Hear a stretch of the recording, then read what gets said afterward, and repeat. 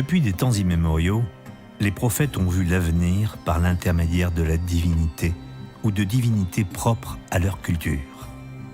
Que ce soit les prophètes d'Israël, la Pythie de Delphes ou la Sibylle de Cumes, ce don de prophétie loin d'être de la voyance ordinaire est offert à de très rares individus.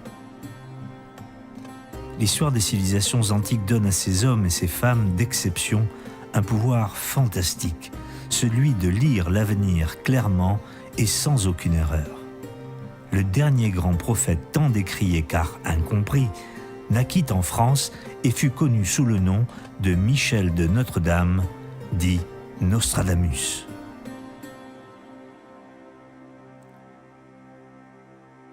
Comme l'Égypte et la Grèce, Rome était férue de grandes prophéties et oracles. Les Sibylles étaient des prophétesses reconnues et à ce titre très respectées. Une histoire qui se raconte encore aujourd'hui comme une fable met en scène la Sibylle de Cumes et le roi étrusque Tarquin le Superbe aux alentours de 534 avant notre ère. Un jour, le roi consulta la fameuse Sibylle de Cumes. Celle-ci détenait 9 gros volumes appelés livres sibyllins dont elle avait la garde. Tarquin lui demanda de lui vendre les 9 livres prophétiques qu'elle détenait et dont il voulait connaître les secrets concernant l'avenir. La vieille dame accepte, mais en lui proposant un prix exorbitant. Tarquin ricane et lui dit que ce prix est trop élevé. La Sibylle, sans un mot, jette alors 3 livres dans le feu sous le regard éberlué de Tarquin. C'est alors qu'elle revient sur son offre en lui cédant les 6 livres restants au prix initial des 9.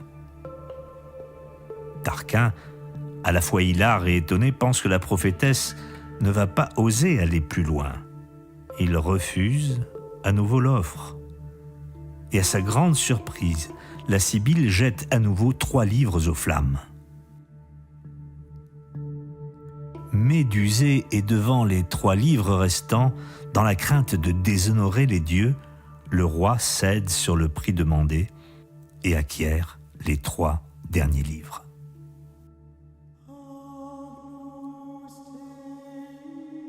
Selon la légende, ces livres sibyllins révélaient l'histoire de Rome jusqu'à sa chute et peut-être même l'histoire du monde.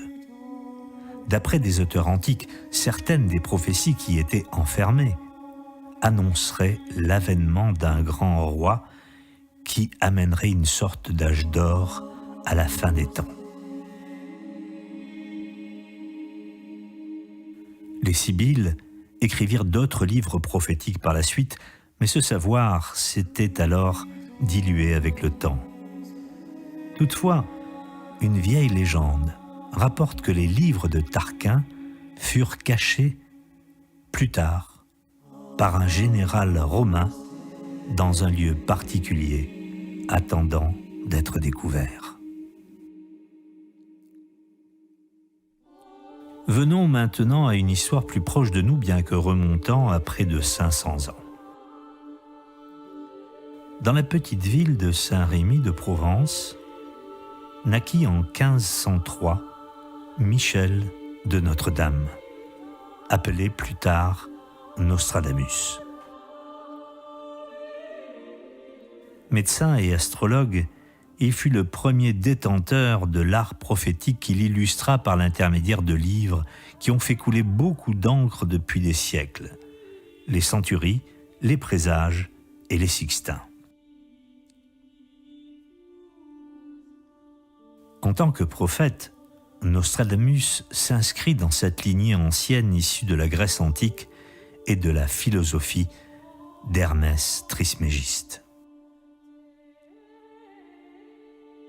Ce collectif qu'il associe aux Sibylles et à son fils spirituel, César Nostradamus, celui qui doit lui succéder dans les temps futurs, est chargé d'enseigner et d'offrir au monde la quintessence de la condition humaine en prouvant la réalité du monde divin. Nostradamus signifie « nous donnons notre chose, nous donnons notre savoir, nous donnons ce qui est à nous ». L'esprit de prophétie répète que l'avenir est inaccessible à l'intelligence seule, mais nécessite un rituel magique, vraisemblablement hérité des livres sibyllins que connaissait Nostradamus et auxquels il avait été initié. Il est maintenant grand temps de redonner à cet homme, qui fut un grand médecin reconnu par Catherine de Médicis, les lettres de noblesse qui lui reviennent. Si le nom de Nostradamus appelle à la risée de certains, la faute en revient à ceux qui ont voulu à tout prix traduire sans comprendre son message.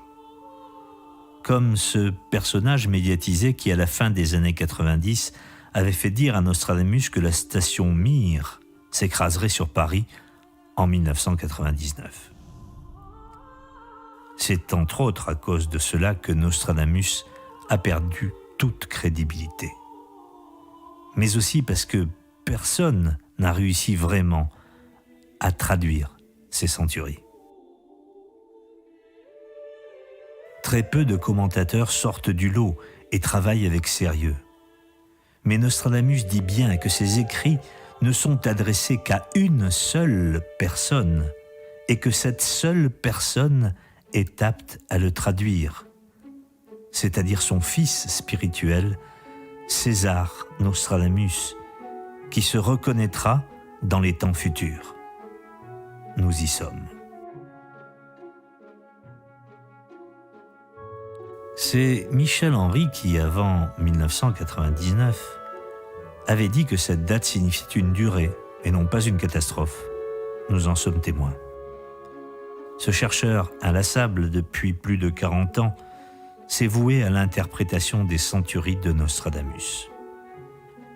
Son analyse sort des sentiers battus et surtout des traductions fumeuses transcrites par de nombreux auteurs.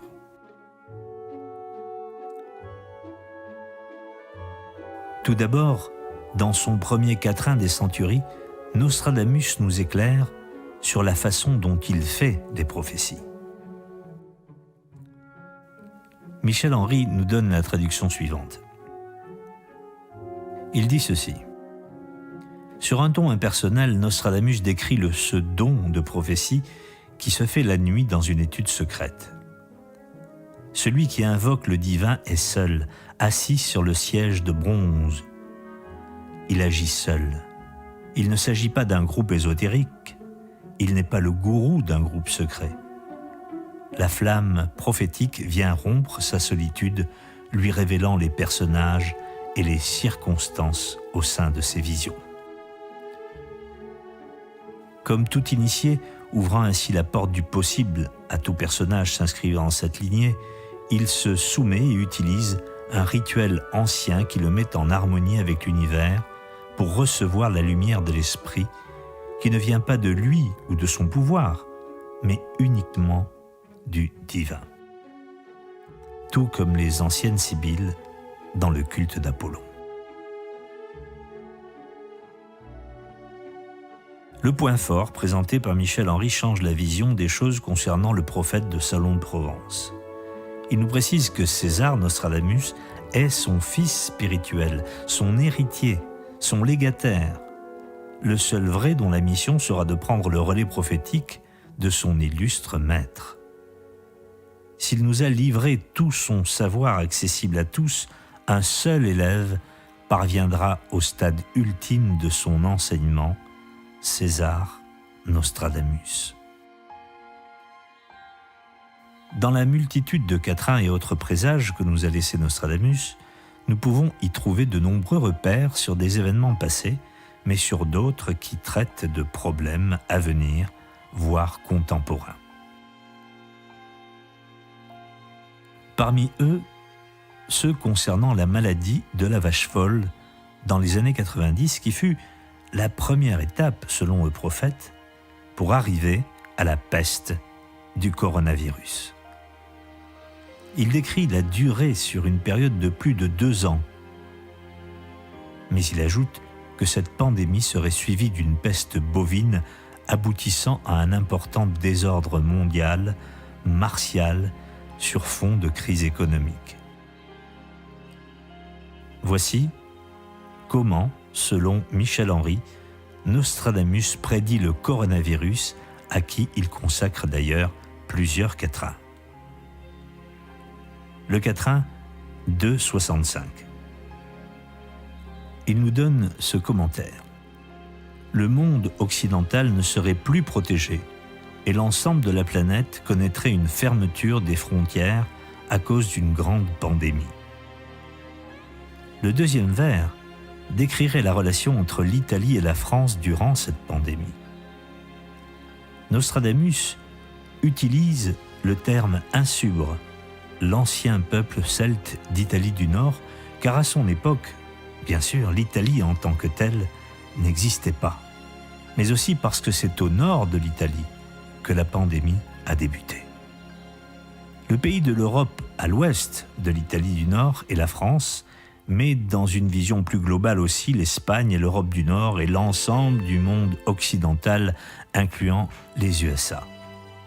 C'est exactement ce qui s'est produit. L'étude du troisième vers, nous dit encore Michel Henry, oriente sans contradiction vers 2 interprétations possibles. Feu en F, qui fait d'abord et surtout référence à l'incendie de la cathédrale Notre-Dame en avril 2019.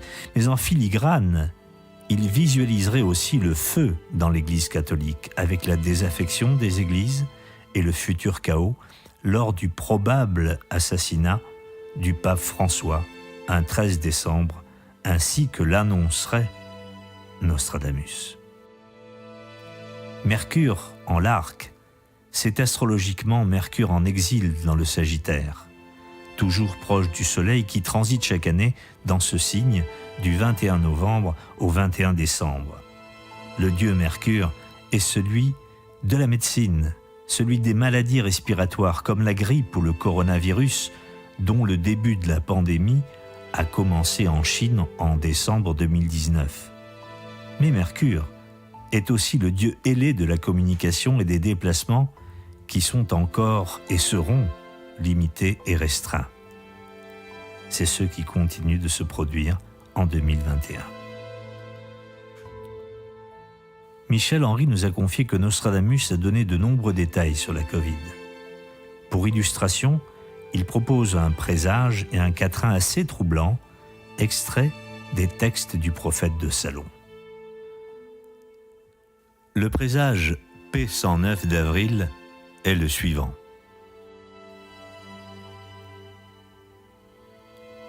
Michel Henry le commente ainsi. Le premier vers montre un contexte de lutte entre les partis politiques au moment des élections municipales alors que la maladie pullule. Le troisième vers précise le contexte du début de l'épidémie en France lors d'une réunion religieuse dans la région de l'Est et le débat sur l'ouverture des églises, de la tenue des messes et des réunions. Le dernier vers montre les terribles inondations qui dévasteront les régions françaises.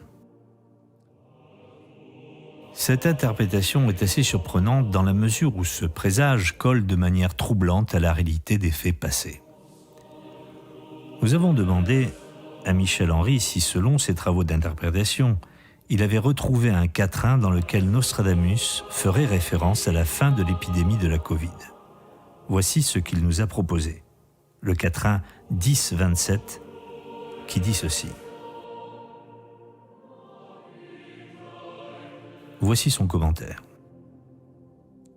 Les 2 premiers vers accompagnent la possible découverte de la tombe de Saint-Pierre un 23 avril entre 2022 et 2025. Cela se réaliserait après les grands moments de la pandémie du Covid-19 qui va pulluler et qui s'endormirait au printemps 2022 à l'approche de l'été. Les 2 derniers vers montreraient un aspect un peu plus clément lorsque Nostradamus fait référence à deux anciennes villes d'Allemagne, Jules et Ascan. À l'époque de la RDA, l'une de ces deux villes était en Allemagne de l'Est et l'autre en Allemagne de l'Ouest. Il les joint pour subtilement montrer qu'il s'agit là d'une Allemagne réunifiée, afin de bien marquer qu'il s'agit de notre temps. Le dernier vers marquerait une atteinte piquante particulière en Italie, en Espagne et aux USA, où les pics épidémiques ont été intenses. Appréciez, dit-il, le vocabulaire ou l'emploi du mot pic pour les pics épidémiques si marqués dans ces trois pays. Mais il y a plus dur encore, le présage P53 d'août, qui nous donne des informations sur la possible progression de la pandémie vers 2022. Michel Henry nous donne cette interprétation. Dans les premiers et troisièmes sont d'abord soulignées les persistances de l'épidémie, de la famine et de la canicule. Tout cela viendrait après la découverte de la tombe de Saint-Pierre le 23 avril entre 2022 et 2025. La possible famine serait, selon l'interprétation de Michel Henry, issue de l'épidémie, des conditions climatiques, de la canicule et de la crise économique. Cela s'aggraverait par la prochaine et nouvelle peste équine et bovine. L'épidémie de Covid-19 finirait par s'assoupir au printemps ou au début de l'été 2022 et le confinement serait cassé par les décrets, les arrêtés municipaux et préfectoraux. Un autre présage nous en dit un peu plus. Le présage P103 de novembre. Selon Michel Henry, Nostradamus nous avertirait aussi de la fin de la Covid-19 avant la canicule de l'été, mais avec les autres fléaux qui suivraient. Voici le commentaire de Michel Henry sur le P103. Michel Henry nous dit que ces bruits de feu toucheraient les grands, les hommes politiques dépassés par les événements et les personnes âgées accablées par la canicule estivale. Il nous dit aussi que l'épidémie de coronavirus s'assoupirait avant ou au début de l'été 2022, probablement sans totalement disparaître. Peut-on voir là l'efficacité des mesures de prévention, d'une meilleure prise en charge médicale ou d'une perte de la virulence du coronavirus ? Cet assoupissement est sûrement une bonne nouvelle, mais malheureusement, une nouvelle épidémie encore plus grande surgirait dans ces mois. Est-ce là aussi une manière d'introduire la notion d'un conflit mondial en relation avec le quatrain 931 qui dit « Paix assoupie, la guerre esveillera ». Michel Henry nous dit qu'une nouvelle peste animale pourrait faire son apparition et que son origine pourrait être cachée dans la nourriture. Celle-ci deviendrait rare puisque des troupeaux entiers seraient infectés et donc abattus. La pénurie alimentaire serait animale et végétale, suivie d'une canicule importante. Le hara est un genre de perroquet d'Amérique du Sud, mais il fait plus spécialement état du hara, H-A-R-A-S, dans le sens d'une atteinte des chevaux et ensuite des bovins durant cette époque. Le troupeau représente l'ensemble des élevages animaux. Le mot fertile montrerait que l'ensemble des troupeaux sains seraient abattus. Les joies et les plaisirs sont vains face à la carence alimentaire, les désordres climatiques et la déconsidération des hommes politiques. Après les présages P92 et P100, Nostradamus reprend le thème de la joie et il fait le constat qu'elle est hors des prêtres et de la religion, c'est-à-dire que le matérialisme règne en maître. D'après Michel Henry, Nostradamus nous donne par ailleurs de nombreux quatrains et présages sur notre époque troublée.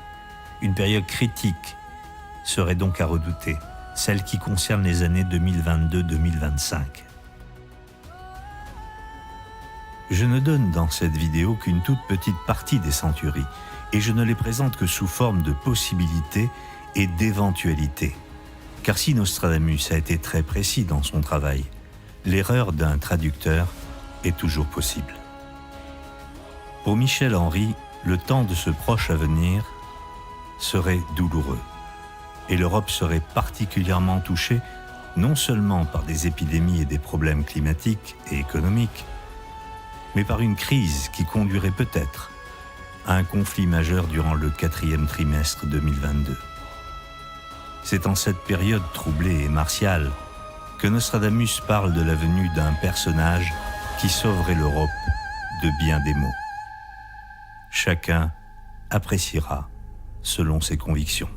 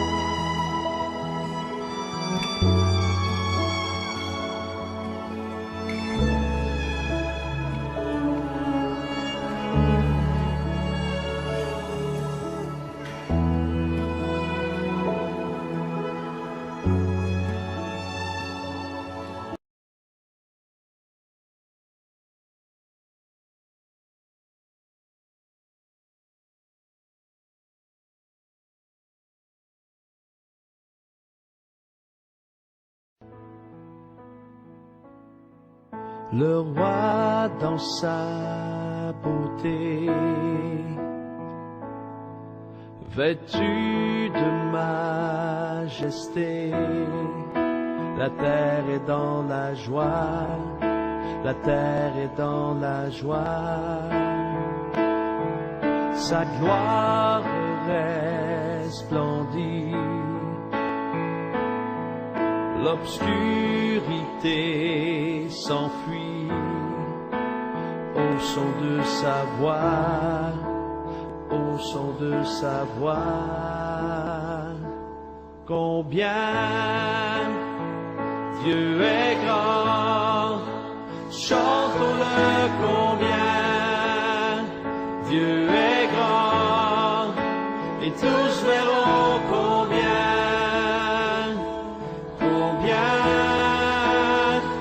Dieu est grand.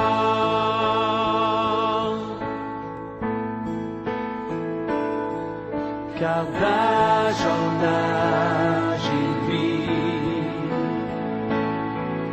le temps lui est soumis. Commencement et fin, commencement et fin. Céleste Trinité, Dieu d'éternité, il est l'agneau divin, il est l'agneau divin. Combien Dieu est grand, chantons-le combien Dieu est grand, et tous verront combien Dieu est grand. Son nom est tout puissant, son nom est tout puissant.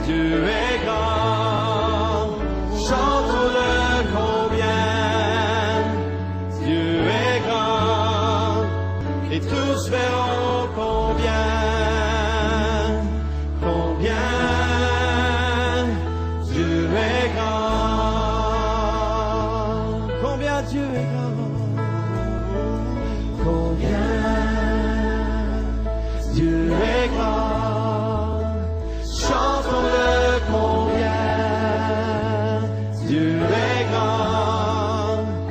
tous verront